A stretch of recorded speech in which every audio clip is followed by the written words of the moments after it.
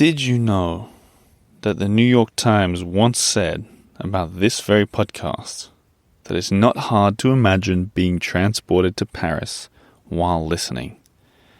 Well, I'm going to try and take it a step further today because I'm going to try and transport everybody into the past in Paris.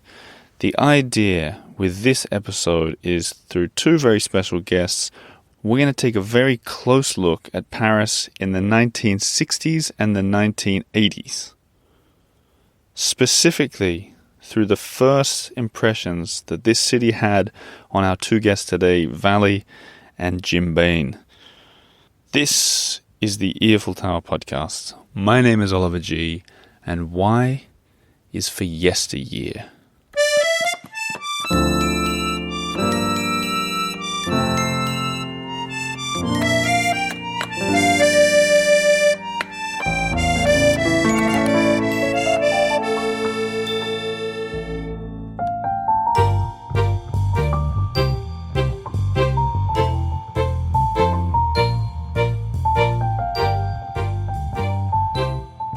So I want to set the scene before we get into it. This is an idea I love, this idea of hearing people's first impressions on Paris. I also love the idea of yesteryear or yesterday, and I could see me doing this a lot more to a different degree with more people.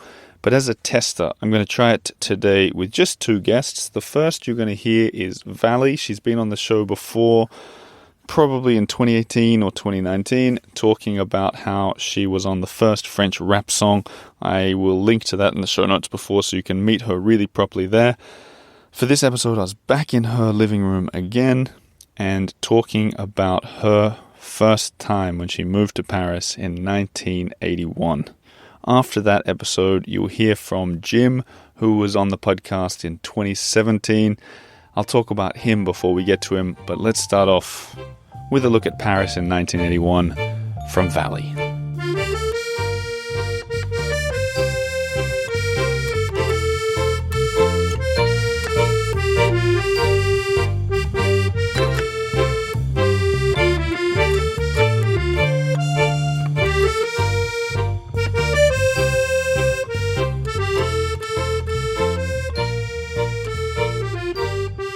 Valli, how are you doing?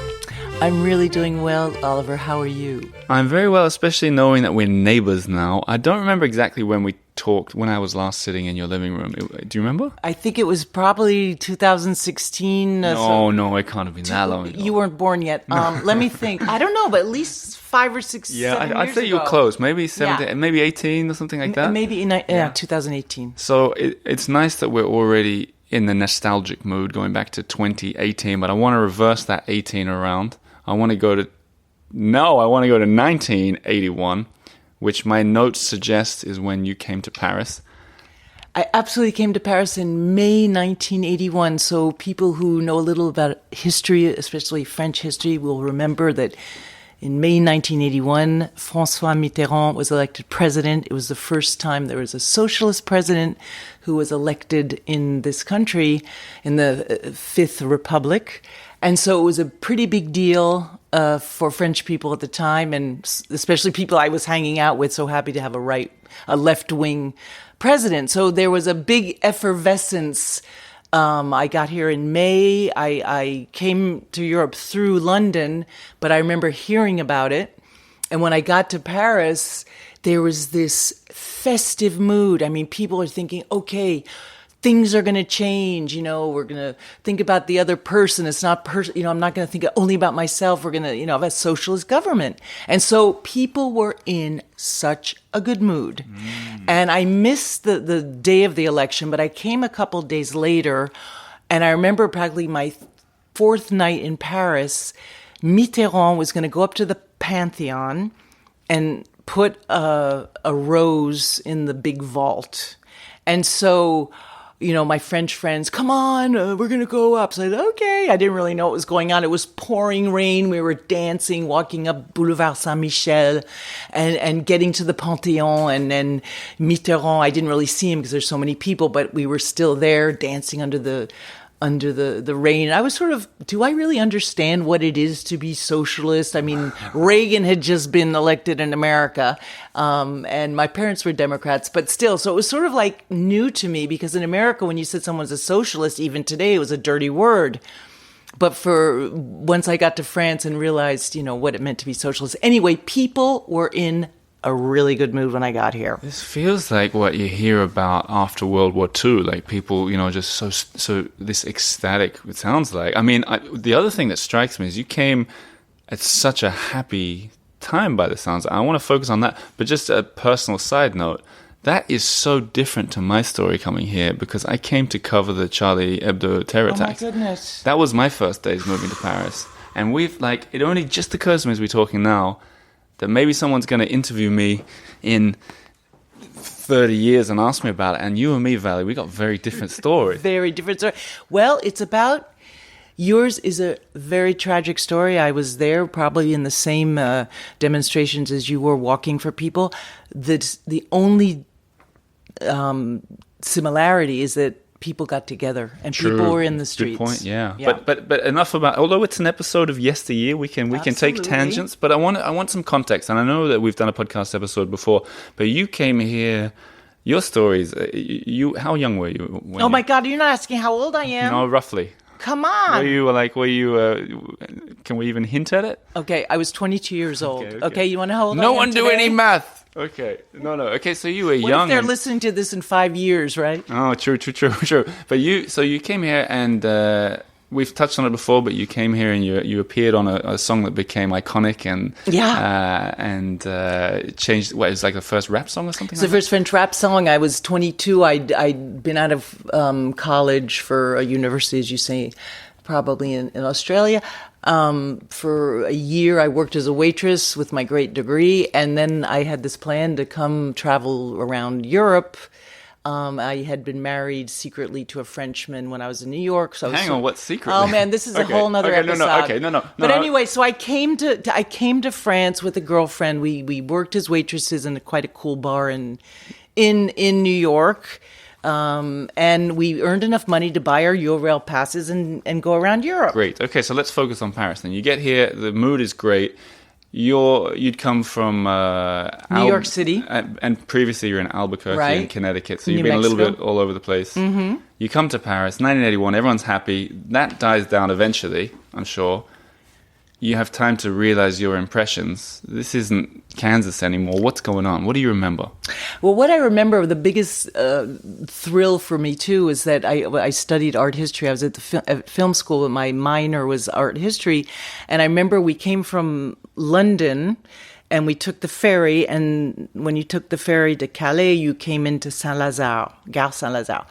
So I come into Gare Saint-Lazare, and I'm thinking, Monet painted Gare Saint-Lazare. So that was the first thing. I was like, I can't believe I'm finally seeing, and I recognized it, because at the time, 42 years ago, it wasn't like these shopping malls, like all the train stations now in Paris have become shopping malls, and they've got, greenhouses over them, and actually, it's quite agreeable, but at the time it was still black and, the metal structure. It looked like a Monet painting. And I was saying to my girlfriend, oh my God, look, this is Monet painted Gare Saint-Lazare. Wow, and then I bet that feeling must have just magnified as that's just your first impression. Yeah, You could have probably seen that painting, I'm sure. I think it's in Paris now, that exactly. It might be at Musée d'Orsay, but he did a series, like he did the series of Rouen Cathedral. Yeah. And I remember when I went to Rouen and I saw the cathedral, because remember he did those paintings, like series of paintings at different lights, like different times of the day.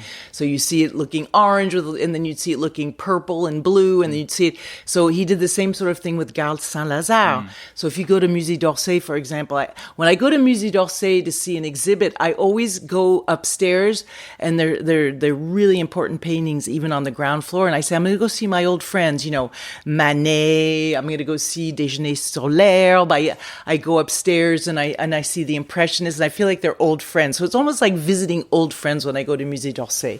Wow. That brings me to a question you didn't think you'd be asked today, I bet. I think that Musée d'Orsay became a museum in 1986, off the top of my head. Off the top of my head, that's the same thing. And I remember going there for the first time, and it was just mind-blowing. But do you remember it as a train station? No. I mean, I saw it, but I think it must have been if I got here in 81, that means it was decided before, so it must have been under construction. Yeah. No, I'm not. I said I was 64, not 164. No, Thank you, Oliver. No, but in my head, maybe it was a train station right up until the day. I don't remember when it stopped, but I'm sure friends of mine have seen it. But I think it had... For a while, it hadn't been a train station. Okay, well, I didn't plan that question. That just came up. I'm more interested in more of Paris. Like, as you're walking around, seeing the people, was there a vibe? Were people dressed a certain way? Did something stand out that you really loved or hated about the people, for example? It was so different. It was also a time when, 42 years ago, 1981, you could tell people's nationalities by their shoes, because people were wearing different kinds of leather shoes. In America, it's sort of the sneaker, the Adidas that we started wearing a lot in the 70s, also as not as sportswear, not just to play sports in. And I remember at that time you could always tell a French person or a Dutch person or an English person by their shoes, and so it was different in that way. And now you go anywhere in the world, because they're all chains and there's, social media. Everyone has the same, sneakers or tennis shoes, if you prefer, in every country. So you can't tell now where someone's from, because everything's become homogenized. But at the time, they were also very chic-y type people, and I got into the music business, and people had a certain edge about them as far as, dressing up to go out to the bain douche or wherever you went. But the main man or woman on the street, it was different than in America. What about in those first couple years in the 80s? You just moved here. Like, when you think back to young Valli, what she was keeping busy with, like going to parks or the discotheque or whatever, do you look back on that with a fondness of a certain like, days gone by, I don't do that stuff anymore? Or do you, like, when you go back to, like, let's say the Luxembourg Gardens, you're like, this hasn't changed at all for me, like? Well, it's true. I raised my son, who was born in 1984, in the sandbox at Notre Dame. Obviously, I can't go there anymore for reasons that because they're redoing it. Yeah, there are things that don't change. And where I really feel that the most is when I'm in the Tuileries, behind Le Louvre. And it's probably one of my favorite parks. I don't go that much to Luxembourg. I think it's the most beautiful. Luxembourg Garden is so beautiful, but I'm more familiar with the Tuileries. And when I go there, they're the Rue de Rivoli, and you see the trees. And then the gardens are exquisite in any season at the Tuileries. But if you look above the trees and you see those Mansard roofs that are made out of zinc, I'm like, this is and you see the Louvre over here. You don't really see the pyramid. You see the Louvre. You see the arch. I said, this is exactly what it looked like in 1900, or when also the bad history in Paris with the Germans, occupying Paris. This is exactly what it looked like. And you can be standing in the Tuileries. You see the Arc de Triomphe way up there. You see those beautiful... One of my favorite things to do is watch the kids push along their boats and sitting on those green chairs. When I got here, you had to pay to sit on those chairs. Here we go. Tell me more about that. I mean, I don't want to do it. It's better before. No. Well, it doesn't sound better if you have to pay for it. I'm telling you, those beautiful green chairs, some of them are a little too, inclined in the back. But at the time, you had to pay, can't remember if it was 2 francs or something. You had to pay to sit in those chairs. Yeah. And now you don't have to. Of course, you have to keep the birds off of them because they shit on them all the time. You can't lean back.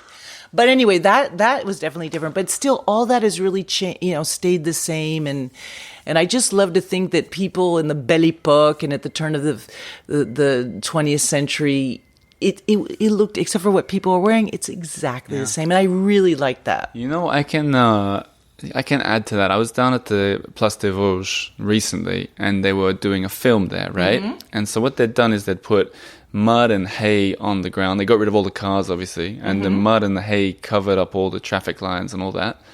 And then they brought in a few horses, and glancing at it, it doesn't look, it hasn't changed in 400 years. It's unbelievable. And also, I used to live for 11 years on the Seine at Hôtel de Ville. So I had Ile Saint-Louis and Ile La Cité. So I used to walk my kids when they were babies. I did the whole around and around and around Ile Saint-Louis with them in their carriage or whatever you want to call it. And there are so many films that you see. You don't have to change anything. All you have to do is get rid of the cars and you can do Camille Claudel. I mean, any kind of film, war film, and that I have to admit, I'm a Parisian freak. I still, after 42 years in this city, when I was working at the radio at Radio France, I would go by the Eiffel Tower every day, and every day I would stare at it out the window and never be blasé. Yeah. So, yeah, I love that fact about Paris, that you can you can shoot films, but also I think some of the stuff they've done, the modernizing things, like I still think it's kind of cool that La Défense, which was obviously much smaller in 1981, and it didn't even. I saw the Le Grand Arc de la Défense. I remember when it wasn't there. Not that I went up there a lot. I like the fact that it's that sort of skyscraper buildings are like way out there, and you have this amazing view if you're all the way at the east of Paris and you look towards the west, and you see all the famous buildings. Il y a Beaubourg, il y a les Invalides, you see Notre Dame, Panthéon, and then at the way end you see, I feel like it's the going on the yellow brick road and finding the Emerald City at the end. So that's cool too. And they've done some interesting things like Jean Nouvel with his Institut du Monde Arabe, because there are a lot of modern things that they've done that I think that are really good for the landscape of this city. There's an amazing view from the top of that as well over Notre Dame. It's beautiful. Let's finish on a nostalgia bomb. All right. You already dropped one when you talked about Mitterrand when you first came here. Is there anything else when you take your mind back to 1981, those first summer months in Paris, that you feel will stay with you forever? A moment where you can take us back to the early 80s? You're not going to believe the thing I've just thought of that popped into my head, doctor. You're not going to believe what it is, but I'll tell you what it is. First of all, going to where I was going to be living on the river, and seeing the bateau mouche going by and lighting up my apartment every night, that was, for me, heaven. But another thing that is sort of like my Madeleine de Proust, I was introduced to Petit Suisse, which is a milk product. It's like it's sort of between a yogurt and a white cheese. But what absolutely astounded me was that it was in a little plastic container, but the piece of if you want to call it yogurt or cheese, was wrapped in a piece of paper that said Gervais Petit Suisse. So you had to take it out, unroll it, smash it on your plate, add a little milk and sugar. And I'm telling you, it was like, wow, France. Perfect, Valli. Valli, that's perfect. Thank you for taking us back in time, and for being honestly, thank you as well for being a part of the Earful Tower community. I'm proud. Well, I want to say, I want to do the shout out. You've since you've been on the show, whenever that was, you've been there at the events, and you're keeping an eye on things, and I love it. So thank you, Valli. Thank you.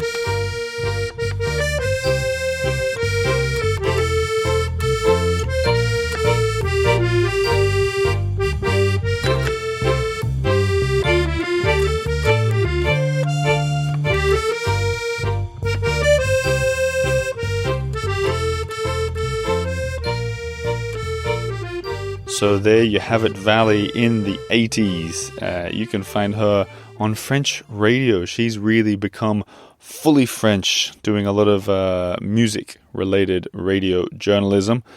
She'll be on the show again. She's a friend of the show, as I said.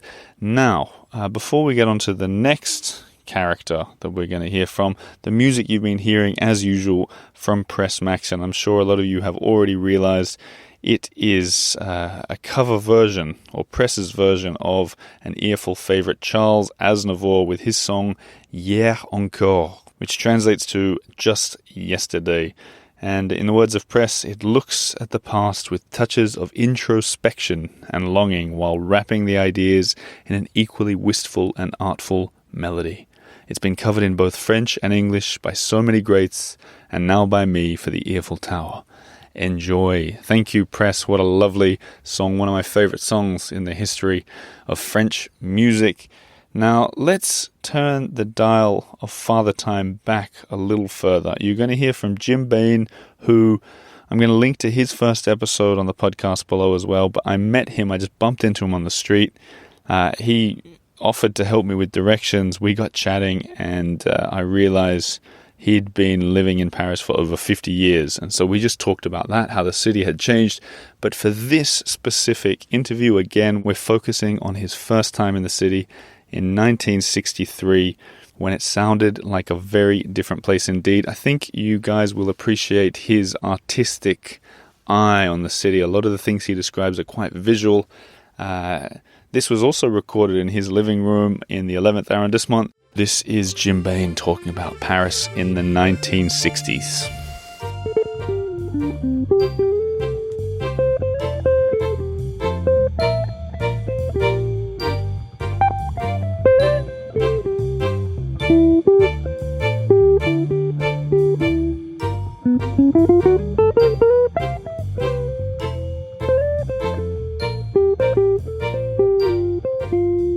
Jim, how are you today? I'm fine, and it's good to see you again. It's really nice. You know what? We keep bumping into each other around Paris. It's happened at least 5 times over the past year. That's right. And I'm loving it. I'm here for it. And I'm really happy to be sitting in your home again. I said just before, all these years ago was the first time, and you said it wasn't long ago at all. Yeah. It's a question of perspective, I think. Relativity. Yes, exactly.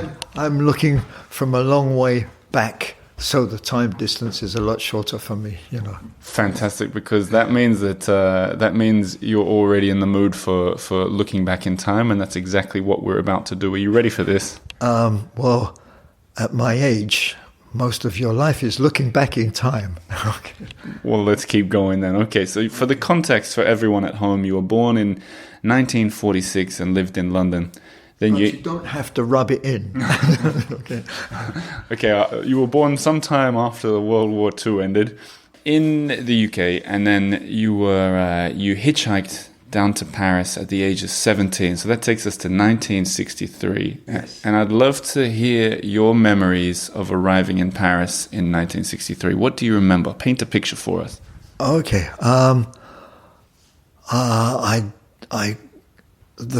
My first memories of the town itself, the city, was total confusion. I arrived hitchhiking. I had long hair. I was wearing jeans. And at that time, everybody in Paris was kind of smart, classical, shortish hair, and very elegant. And I was a bit like how can you say, a pimple on somebody's nose. And I arrived in a I thought it was a cattle truck, but it wasn't a cattle truck, it was a fish truck. And they dropped me off at near Boulevard Pigalle. And I had no idea where I was at all. I had no idea where I should go. I had no idea where was north, where was south, where was east. So I walked along what was then the metro, but the metro aérienne, the one that's up in the sky. And I walked along that boulevard until I got to, unbeknown to me, was Place Pigalle. And the first thing I saw, I was having difficulty observing everybody else because everybody seemed to be looking at me, because for them I was a bit weird. Even though I was so young, I looked a bit weird. And so it's difficult to look at everybody when everybody's looking at you. And so I sat down because I was exhausted. And the first thing I saw was a police charge. I don't know who they were charging. I had no idea. But they didn't seem to be charging me. So just so I understand, you mean they were like when they're racing towards someone to like a protest or something? Yeah. Charging something, charging towards people.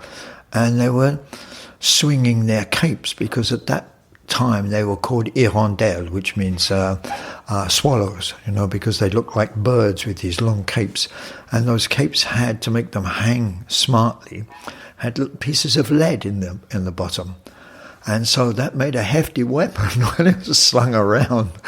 Wow, what an incredible what a vivid image that has left on you, and how easy it is to imagine. I still remember it so clearly today, And then eventually I met some other guy, an English guy, who was a British guy, who was Irish, in fact. And he seemed to know roughly where the centre of the town was and where we should be going, so I tagged along with him. But to flash back for a second, were you coming down here for a holiday? Were you coming to live? Why were you in Paris? Why were you on a fish truck coming to Paris? Because Paris was in the way. I was supposed to be going towards Spain. And if you're going towards Spain from London, you have to go through Paris. And so I got to Paris, and I wanted to see Paris, of course. But it wasn't the objective. It wasn't the objective. And in the end, I never went to Spain. I went to Italy, but after being in Paris for a few days, and so I tagged along with this Irish guy because he seemed to know where I should be going. And we went down towards the Place de la Concorde, and I was sort of gazing at everything. And eventually we arrived on the Seine, opposite the Eiffel Tower. And so we slept, and where the barges are moored on the River Seine. And the guy who was the caretaker there said, "Fine, you can go to sleep," apparently in French, because I didn't speak any French. And he just asked us not to urinate everywhere. But was this down like on a boat or just beside the boat? Or? No, it was on the quay beside the boat. And we slept, and in the middle of the night, two French policemen woke us up and said, passports. So I hooked out my sleeping bag, my passport, and they looked at my passport and said, "Thank you," gave me a nice little salute, and then went off and said, "Good night."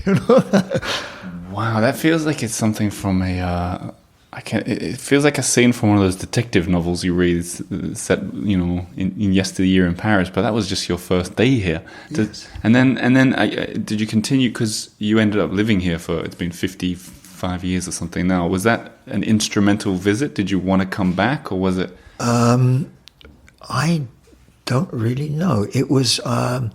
Then I came back again after when I'd finished art school. My first job was in Paris. Then I went back to London. I worked for 5 years in London as an art director, became art director. And then I came back to Paris. And I had no specific idea of staying for the rest of my life, but that's the way it worked out. That's all, I've only ever really been following my nose since I was born, and so that's where I am. And for the last 25 years, my wife and I have been traveling like a lot, and especially every winter, but our base has been, we live in Paris, I want to, before I press record, we talked about some specifics of Paris in the 60s, and I think I'd be quite interested to hear more about the public transport. Yeah. We talked about that there was first-class metro tickets. You said not just the metro, but the buses were different. Can you, I don't know anything about it. Can you paint a picture for me? I'll try. It's not only the transport, but the feeling in the city was different. Because even visually it was different. it was not so as white as it is now, not as clean. It had just begun to be cleaned up a bit, gradually, because before it was very black. It was very black, the city. But in the street, the whole feeling was different. The cars were different. The cars looked different. They were French cars. Things were not as international as they are now. And everything was very French.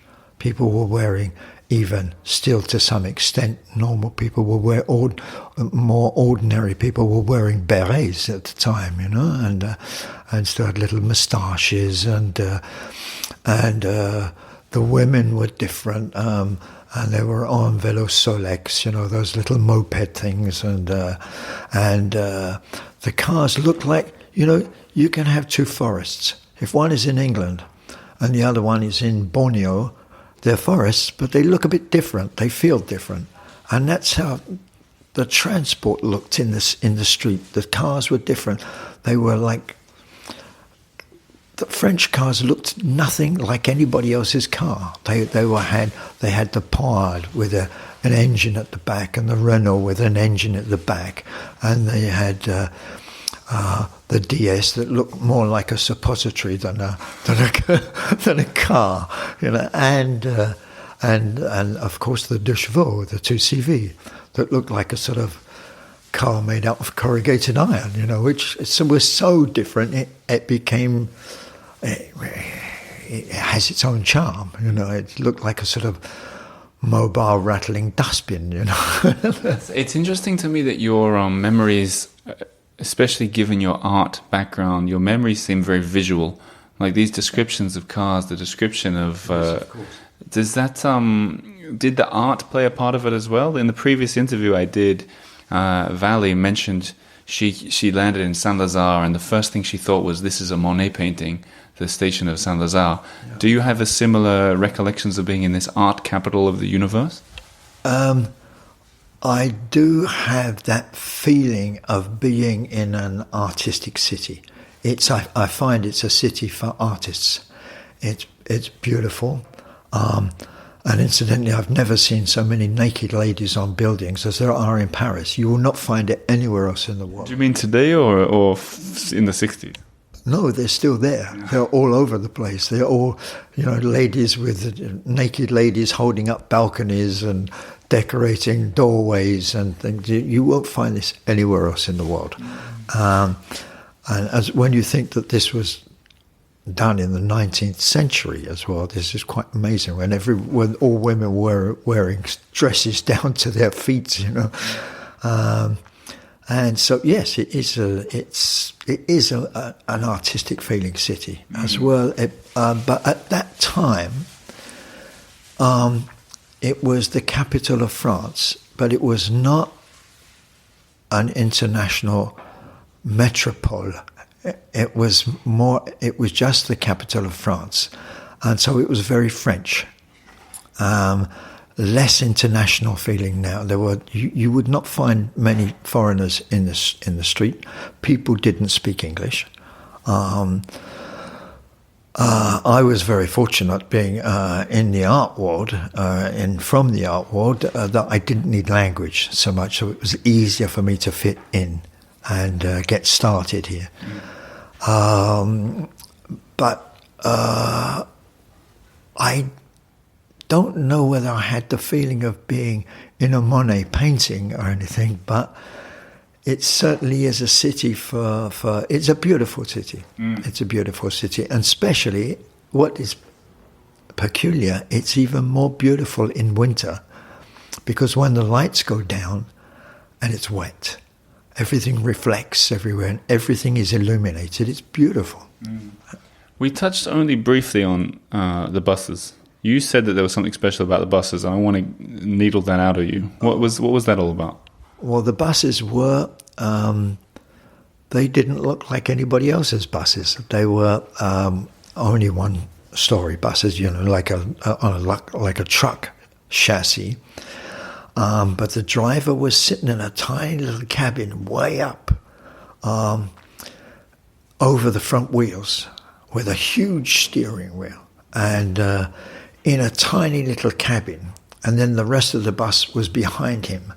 And at the back of that bus was a platform out in the open. And so people were crowding always on that platform because they could smoke. They were outside. And it didn't look like anything else. It didn't look like anybody else's bus. It was unique, you know. It was very rounded. It looked like it should be on a fun fair somewhere, you know. And you also mentioned, speaking of looking at a place, you mentioned that you felt like a pimple on a nose because you had the long hair. I'm no expert on the 60s in London and the 60s in Paris, but was it just that Paris was kind of catching up? Like eventually everyone had looked like you? Was that kind of what happened? That's right. Everybody else became like London in the 60s, but I was very lucky. I had London in the 60s. And I had Paris in the 70s, and Paris in the 70s was like London in the 60s. But at the time, before, in the 60s, Paris was Paris. It was French.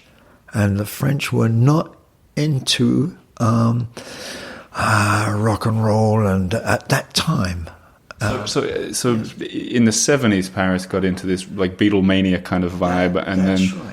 Yeah, not Beatlemania particularly, but they were more into protests and being unique, and the young being different from their parents. And do you know what I mean? Sure. It was more about revolution, but not revolution, not necessarily revolution in a political term, but social revolution and things being different and they wanting to be different. Sure, because 68 was the big year that everything really started changing in Paris. Yeah. That's right. That's when it all took off. Well, can we end with, and I know it's impossible, but can you sort of summarize the 70s living in Paris? Because I've touched on the 80s and the 60s now, and I just want like I know it's hard, but a minute or two of what the 70s were like in this city. What were the 70s like? I was and am a foreigner. I am still a foreigner. And in the 70s, I was a foreigner. It was still different. It was still French. It was not international. It was not as things are now. Everybody speaks English. Everybody's from somewhere else. There's lots of tourists. There were not many tourists before, and things were still very, very French. They were. Paris was the capital of France, and it was not cosmopolitan. It was very Franco-French. Is there anywhere in Paris that when you see it today immediately transports you back to the 1960s in Paris? I think everywhere. Yeah, it hasn't changed physically. It hasn't changed. It's still the same. It still has the same sort of feeling. I don't have a feeling of nostalgia about Paris because I don't think the feeling has gone away from me. It still is Paris. It still is typically Paris. It's not the same, but nowhere in the world is the same. But it still has that charm and that beauty that I found. It's nice. I'm still somewhere else. I'm still somewhere else. I still have that kick, and I'm still discovering things every day. I'm an addict for the open door. If there's an open door in Paris, I have to go and look. And everywhere, there are things hidden behind that you just don't suspect. That's wonderful. I've lived 40 years next to this place, and I never knew it was there. I love it. And as a fellow addict for the open door, I can say that I know exactly what you mean. Jim Bane, thank you so much for sharing your memories with us.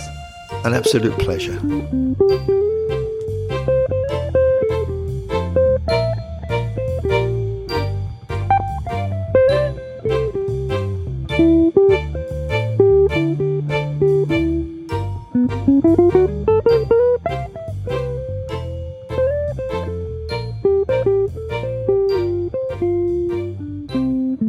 So there you have it, 1963 and a bit of the 70s from Jim Bane.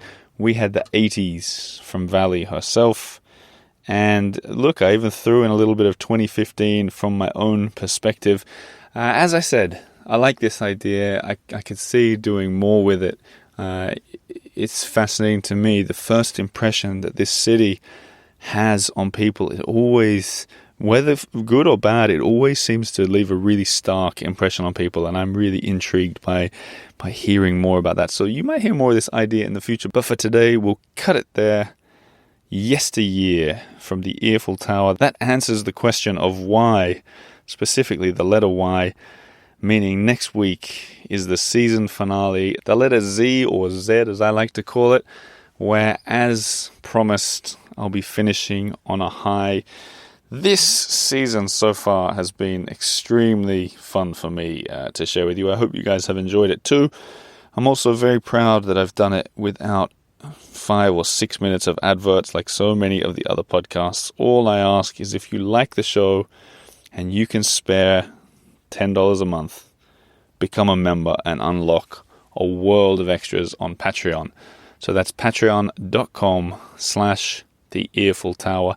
Jump in today, give yourself a Christmas present, and help improve this show. I've got big plans, as I think you all know, going forward to make this show better, bigger, and more fun for you to listen to at home. So I'll leave you with that and a little bit more music from Press Maxon, and I'll wish you all a lovely week. See you next week for the grand finale.